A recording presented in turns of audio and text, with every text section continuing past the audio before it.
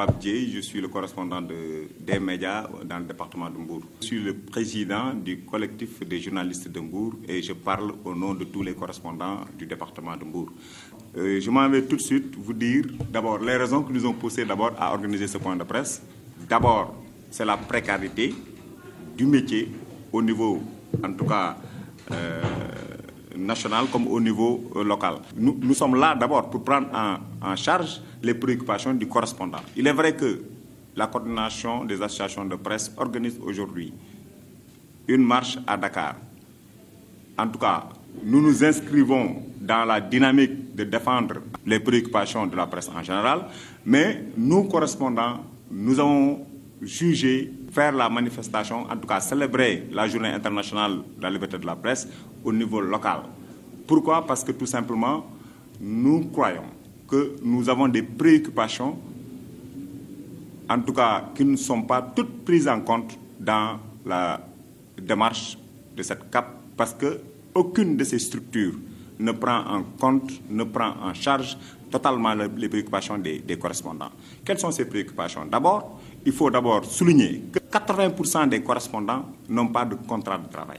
80% des correspondants, s'ils n'écrivent pas, les organes ne marchent pas. Parce que vous voyez dans tous les journaux, en tout cas dans la presse écrite, dans les radios, dans les télévisions, en tout cas dans toutes les éditions, la présence des correspondants peut être estimée à 80% donc, des éditions. Donc c'est des gens qui doivent être considérés comme les journalistes qui sont dans les rédactions. Parce que déjà, nous avons beaucoup de problèmes liés à l'exercice de notre métier. D'abord, je prends l'exemple de Mbour qui couvre 16 communes avec une très grande superficie. Le déplacement des correspondants est un problème parce que parmi les correspondants, pratiquement, il n'y a qu'un seul correspondant qui est véhiculé ici à Mbour. Les autres, ils prennent le transport en commun pour faire leur travail. Ensuite, 75% des correspondants n'ont pas de quoi faire le travail, je veux dire de dictaphone, de caméra, d'ordinateur, de bureau. Pratiquement, la majeure partie n'ont pas de bureau. Et je crois que si les correspondants apportent pratiquement 75% des productions, les patrons de presse devraient quand même faire montre de considération envers ces gens-là et de respect.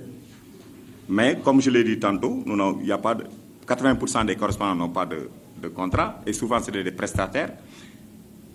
Et ils vivent des difficultés qui ne sont pas prises en compte par les différentes organisations de la CAP.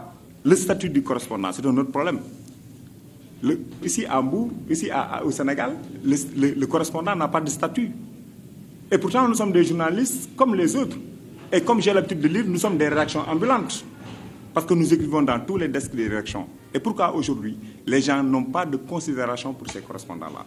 C'est pour ces raisons que nous avons jugé nécessaire de célébrer cette journée internationale de la presse. L'aide à la presse. Avec Abdoulaye Wade, nous avons connu l'aide à la presse qui venait aux correspondants. Mais depuis l'avènement de Macky Sall, les correspondants ne reçoivent plus d'aide. Ça, c'est un problème. Et puis cette aide-là servait aux correspondants d'avoir du matériel, de pouvoir se doter d'ordinateurs, de caméras, en tout cas d'outils de travail. Et ça ne s'est pas produit depuis que Macky Sall est là.